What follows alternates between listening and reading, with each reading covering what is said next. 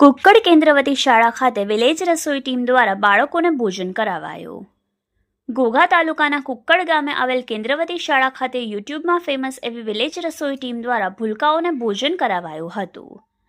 YouTube famous અને 4 લાખ કરતાં વધારે સબસ્ક્રાઇબર ધરાવતી વિલેજ રસોઈ ટીમ દ્વારા વિવિધ વાનગીઓ બનાવી અલગ અલગ સંસ્થાઓ અને શાળાઓમાં અભ્યાસ કરતા નાના બાળકોને નિસ્વાર્થ અને પ્રેમભાવ સાથે જમાડવાની પ્રવૃત્તિ કરવામાં આવે છે.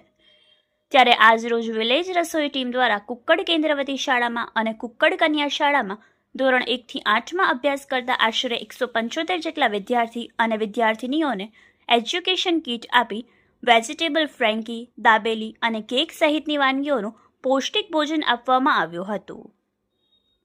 વિલેજ રસોઈ ટીમના સભ્યોએ શાળા પરિવાર સાથે બાળકોને ભાવપૂર્વક ભોજન પીરસ્યું હતું.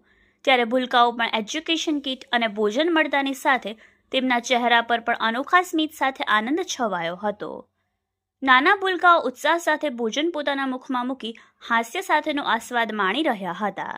ત્યારે જાણે બાળકોમાં વસનારા ઈશ્વર માનવતાને પોતાના સહસ્ર હસ્તે આશીર્વાદ આપી રહ્યા હોય તેવી તૃપ્તાની લાગણી દ્રશ્યમાન થઈ હતી અને તેમના ચહેરા પર પણ સ્મિત સાથે ખુશી જોવા મળી હતી.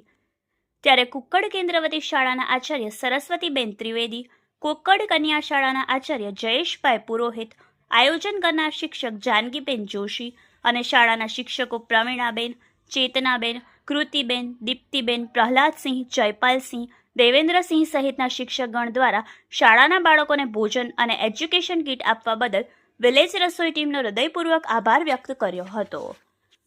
Bureau report, Yashvi Gujarat news, Ghogha.